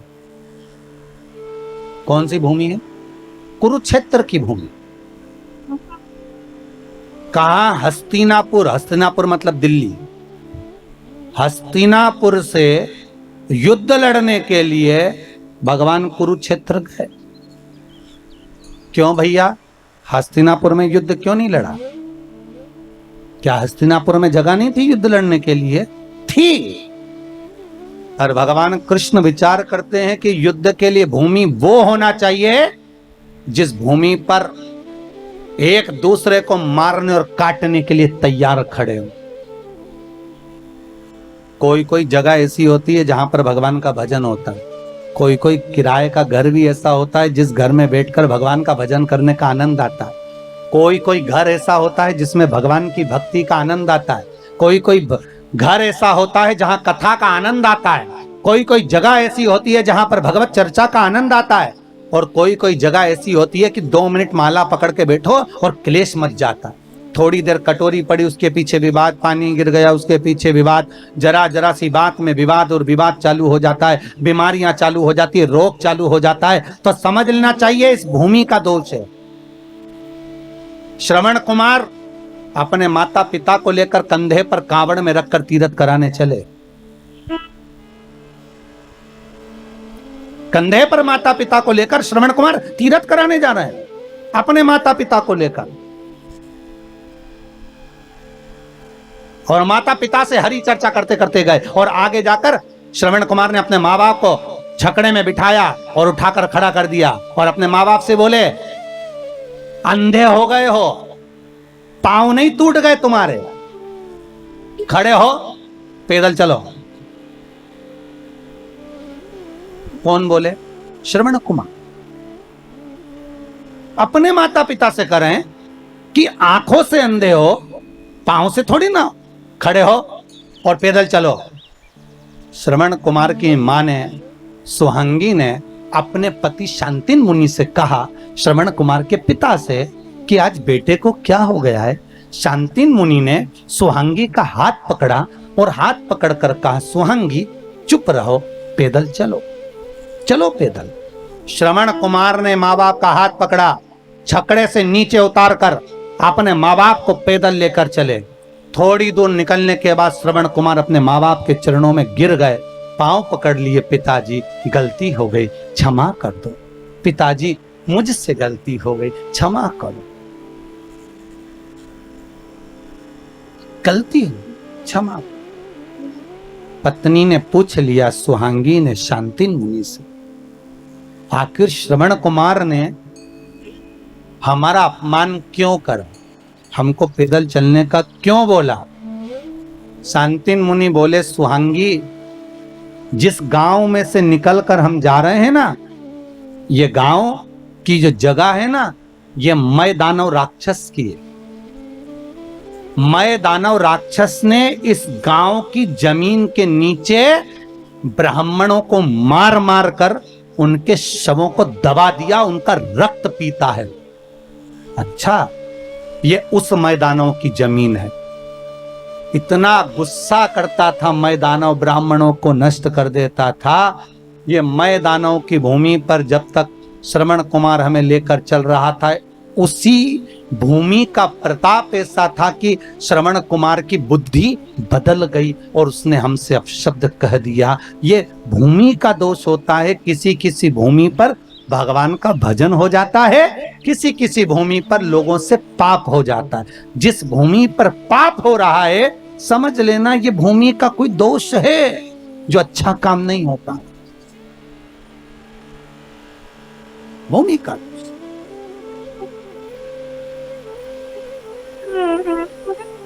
कारण क्या हो सकता?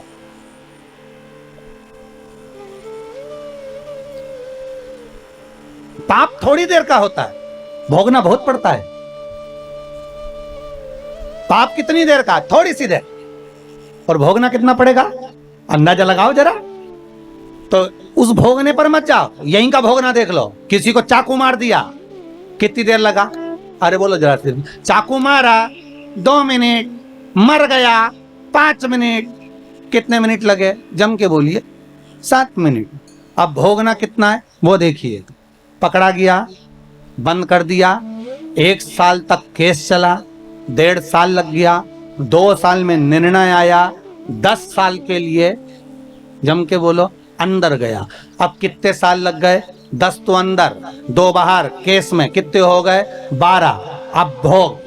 7 मिनट का क्रोध था, 7 मिनट में चक्कू मारकर व्यक्ति को मार दिया, पर भोगना कितना पड़ा? 12 साल। उसी तरह पृथ्वी पर मनुष्य पाप थोड़ा सा करता है, पर भोगना तो बहुत पड़ता है, क्योंकि पाप करने का समय कम होता है और भोगने का समय ज्यादा होता है। तो भोगना तो पड़ेगा, आए हो तो भोगो।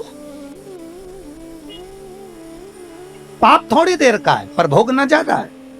इसलिए फिर निवेदन करूं आपसे, मत बुरे कर्म कर बंदे, वरना पछताएगा। भगवान की आंखों से तू बच नहीं पाएगा, तू बच नहीं पाएगा। भोगना है।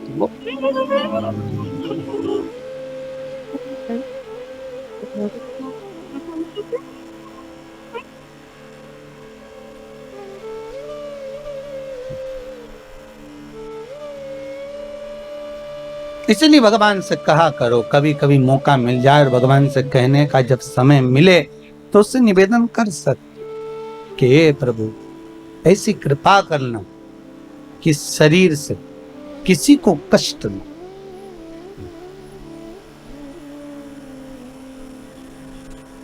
किसी को कष्ट न। कुरुक्षेत्र की भूमि ढूंढी है युद्ध के लिए, विचार करो जरा। भगवान कृष्ण द्वारका में बैठे थे और अपने दूतों को कहा ऐसी भूमि ढूंढना जहां भाई भाई का दुश्मन हो जा। द्वारपाल ढूंढते ढूंढते गए, कहीं नहीं मिली ऐसी जमीन। पहुंच गए कुरुक्षेत्र। बड़े भाई ने छोटे भाई से कहा जा, उधर मेड़ पे से पानी आ रहा है, मेड़ को बांध दिया। छोटे भाई ने कहा भैया मेरे हाथ में सामान रखा है, तू चले जा, तू बांध दिया। बड़े भाई को क्रोध आ गया, उसने हल रखा था हाथ में, छोटे भाई के पेट में मार दिया। हल से खींचता हुआ छोटे भाई को ले जाकर मेड़ पे सुला दिया, जहां से पानी को रोकना था। पानी तो रुक गया, भाई तड़प तड़प के मरता रहा। भगवान कृष्ण के दूतों ने जाकर कन्हैया से कह दिया हमने वाली भूमि देख ली जहां भाई भाई का दुश्मन। कौन सी भूमि है? तो का कुरुक्षेत्र की भूमि। भगवान ने कहा युद्ध होगा तो वहीं होगा, नहीं तो भगवान चाहते तो प्रतापगढ़ में भी युद्ध करने आ सकते थे। दिक्कत क्या थी? हस्तिनापुर से तो जाना था, वहां गए तो उसकी जगह यहां आ जाते, प्रयागराज आ जाते, मथुरा पहुंच जाते। भगवान चाहते तो जहां जाकर युद्ध लड़ा देते, पर उन्होंने कुरुक्षेत्र की भूमि को ढूंढा। क्यों? उस भूमि पर युद्ध कराना, क्योंकि वहां भाई भाई का दुश्मन बन सकता है। केवल वही भूमि एक ऐसी है जहां पर भगवान कहते हैं कि मैं युद्ध करा सकता हूं, वो भूमि को ढूंढा। और उस भूमि का दूसरा फल क्या था? कुरुक्षेत्र की भूमि पर राजा कुरु, जिसने शंकर भगवान की आराधना करी थी, और शिव जी ने प्रसन्न होकर कहा था मांग कुरु तुझे क्या चाहिए। राजा कुरु कहता है प्रभु बस मुझे वर दे दो कि इस भूमि पर जो मरेगा उसको स्वर्ग मिलेगा, आप वर दो। भगवान ने कहा कुरु तू और कुछ मांग ले। राजा कुरु ने शंकर जी से कहा नहीं नहीं प्रभु, आप तो बस इतना वर दे दो कि मेरे कुरुक्षेत्र में, मेरे क्षेत्र में, मेरी इस कुरु भूमि पर जहां पर कोई मरे उसको स्वर्ग मिले।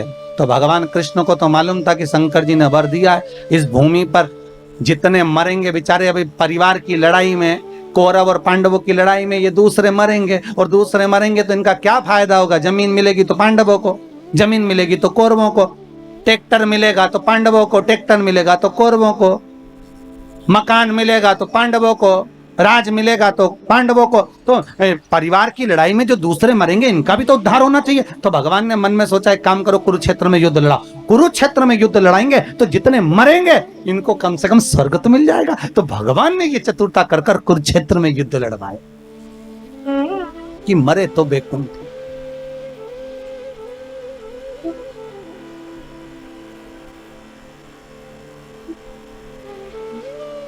मिले। आपसे भी निवेदन है, केवल अपने लिए अच्छा ना सोचें। हमारा तो निवेदन है, रोज भगवान से निवेदन करें, तो भगवान से यही प्रार्थना करें, भगवान हे पूर्ण परमात्मा, विश्व बने धर्मात्मा, एक यही बस प्रार्थना, एक यही बस प्रार्थना,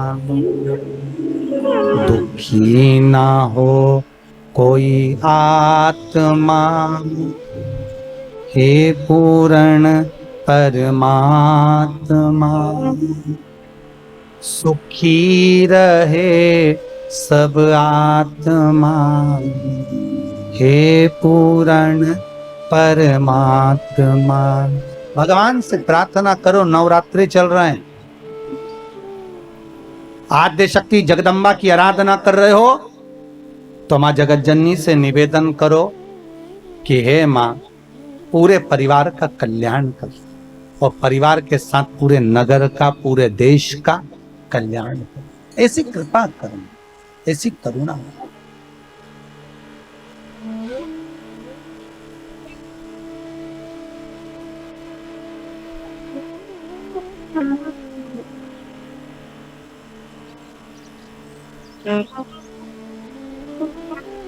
ऐसी कृपा हो, ऐसी दया हो जाए।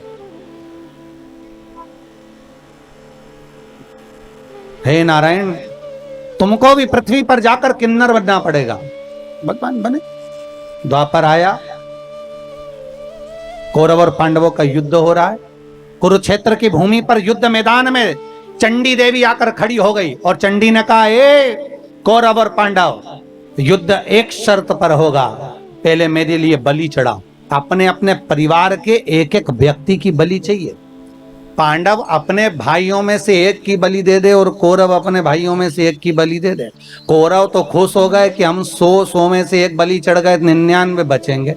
ये ले दे के 5, एक मर गए तो 4 ही बचेंगे। अब ये वही वाली बात आ गई ना, तेरा क्या होगा रे कालिया।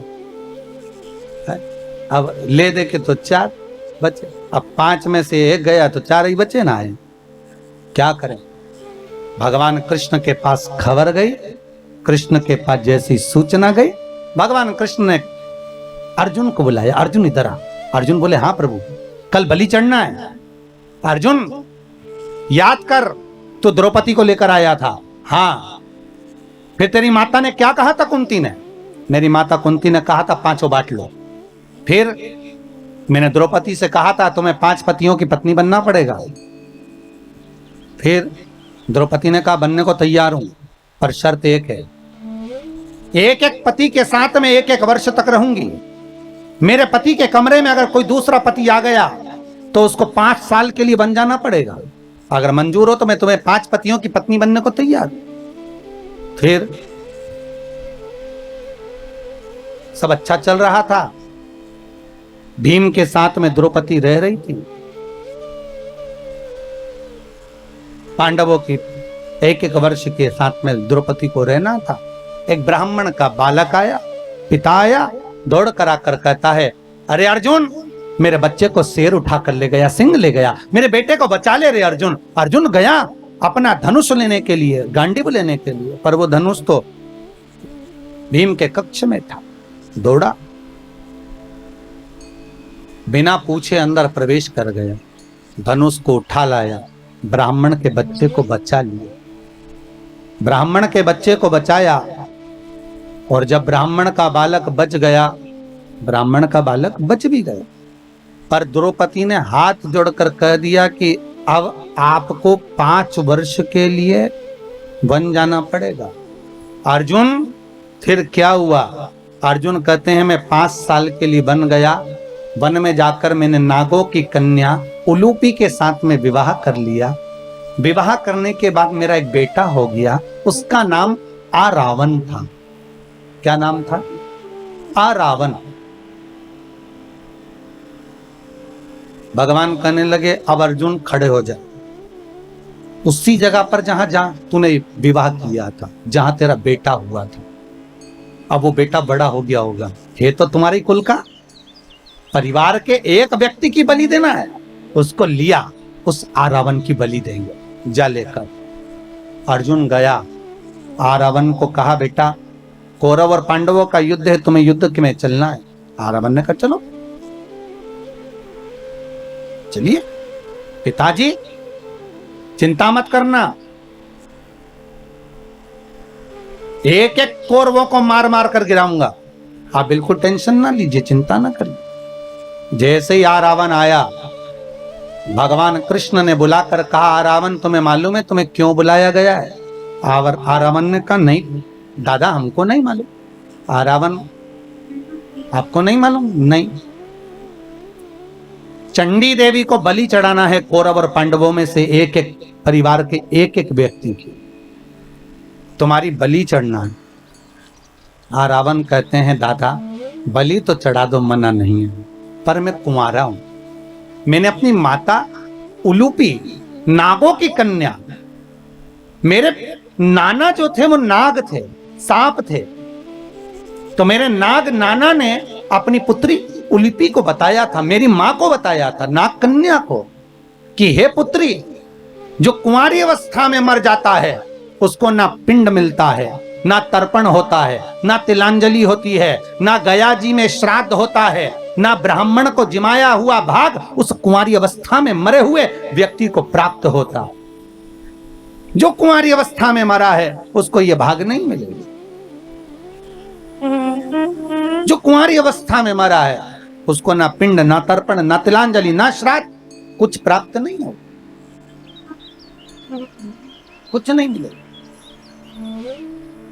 आरावन कहते हैं दादा मैंने मेरी माता के मुंह से सुना था, मुख से, मैं कुंवारा नहीं मरना चाहता दादा, अगर मैं कुंवारा मर गया तो मुझे जल नहीं मिलेगा, तर्पण नहीं होगा, तिलांजलि नहीं होगी, मेरा पिंड नहीं होगा, मेरा भोज नहीं होगा।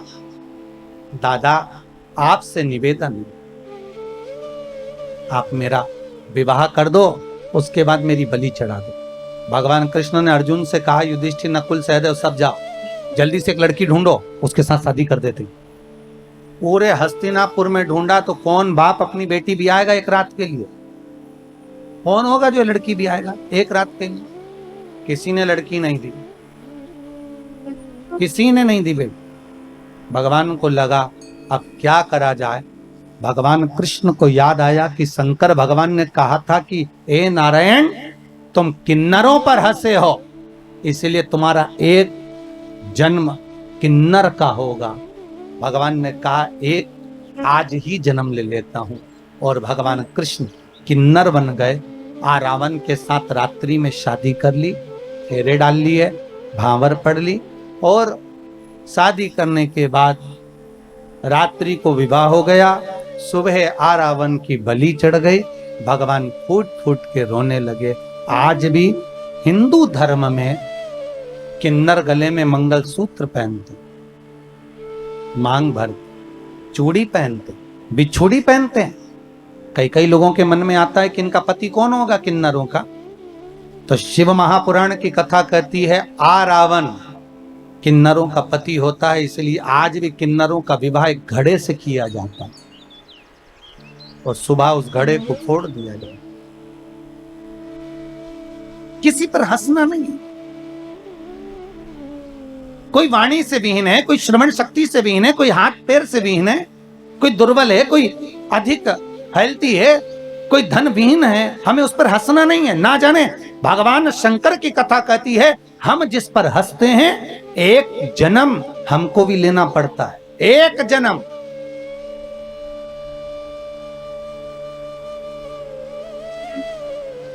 अरे ये कोरोना महामारी में देख लो जी, जब आपके आसपास में पिछले साल की कथा जरा निकाल कर देखिए, पिछले वर्ष को जरा निकाल कर देखो, जब कोरोना में कोई आसपास के मोहल्ले में, कॉलोनी में जरा सा किसी को कोरोना होता था, एम्बुलेंस दौड़ कर आती थी, बहुत सारे लोग इकट्ठे होकर उसको लेकर जाते थे, और पूरे मोहल्ले के लोग देखकर हरे राम कुछ हंसते थे, कुछ मुस्कुराते थे, कोई विचार करते थे, देखो वो चले गया। कई लोगों ने कमेंट्स भी करे, ऐसा कर्म किया होगा, ऐसा किया होगा।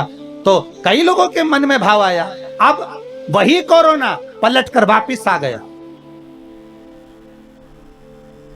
और ये दिखाने के लिए आया है कि हंसना मत ही, ये दिखाने के लिए आया है कि किसी पर उंगली मत उठाना, ये दिखाने के लिए आया है कि किसी पर कमेंट्स मत करना, किसी को अपशब्द मत करना, किसी को ताने मत देना। अरे भारत की भूमि पर इतना नाजुक समय चल रहा है साहब, इस नाजुक समय में दुनिया के लोगों को तुम्हारे धन की नहीं, इस नाजुक समय में तुम्हारे द्वारा अच्छी वाणी की, प्रेम के शब्द की जरूरत है। जो बीमार पड़े हैं उनको फोन लगाकर बात तो कर लो और कह दो मत घबराना भाई, ऐसी कोरोना बीमारी तो चलती रहेगी, घबराना मत ही, हम बैठे हैं, चिंता मत करना, ठीक होकर वापिस आएगा, ठीक होकर वापिस आएगा। अमेरिका में एक व्यक्ति को फांसी की सजा हो रही थी,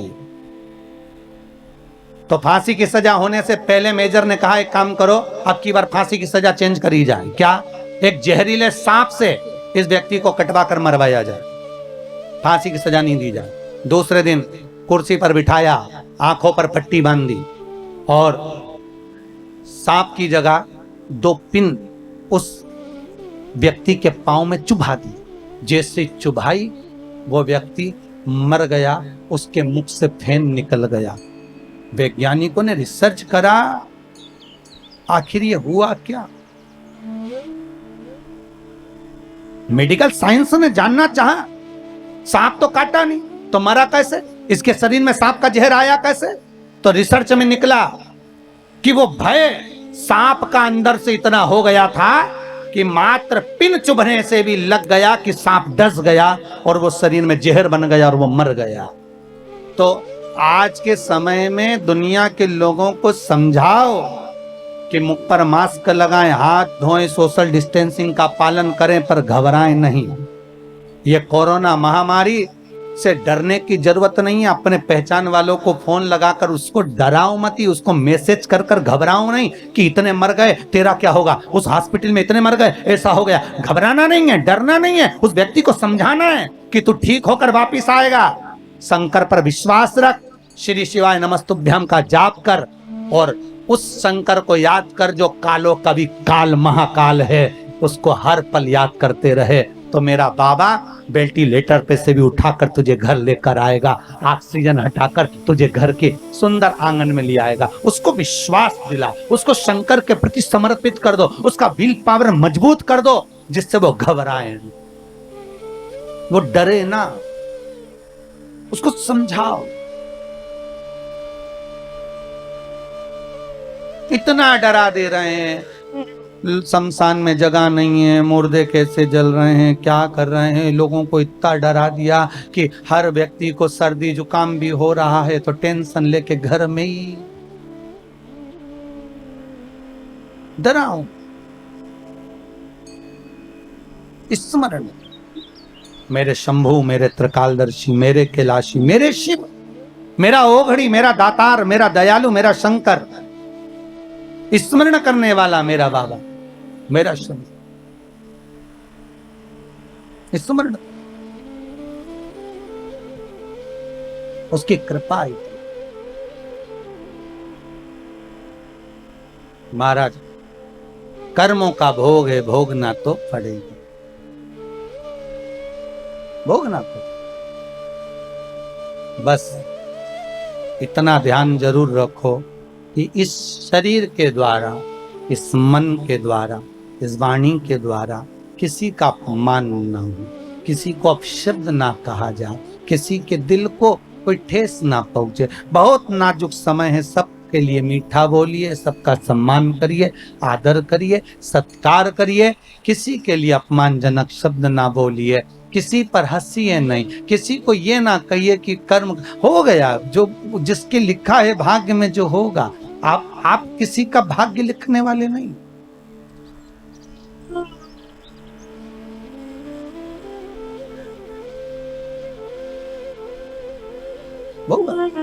भगवान शिव ब्रह्मा जी से बोले ब्रह्मदेव रुकिए, आपने क्या बनाया ब्रह्मा? ब्रह्मा कहते किन्नर बन गए प्रभु। कोई बात नहीं, बन गए ना, सबसे पहली सृष्टि किन्नर की होगी, चिंता मत करो, आपने बनाया है, गलत नहीं होगा, गलत नहीं होगा, कोई बात। ब्रह्मदेव अब आप हमारे प्रतिबिंब का दर्शन करिए, आप हमारे प्रतिबिंब का दर्शन करिए ब्रह्मदेव। भगवान शंकर ने अर्धनारीश्वर स्वरूप का दर्शन दिया। कौन सा स्वरूप बनाया है? अर्धनारीश्वर स्वरूप। आधा शिव आधा पार्वती, शंकर भगवान ने अपना अर्धनारीश्वर स्वरूप का दर्शन कराया।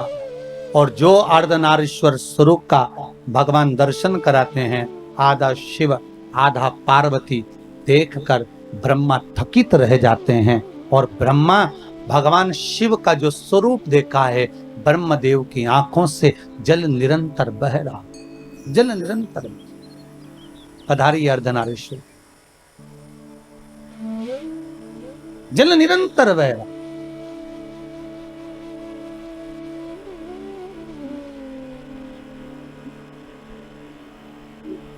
और अर्धनारीश्वर स्वरूप का जब दर्शन ब्रह्मदेव कर रहे हैं, भगवान शिव ने कहा ब्रह्मदेव गलती आपसे थोड़ी सी हो गई, आपको बोला था कि एक पुरुष एक स्त्री बनाना, आपने दोनों को मिलाकर बना दिया, आपने दोनों को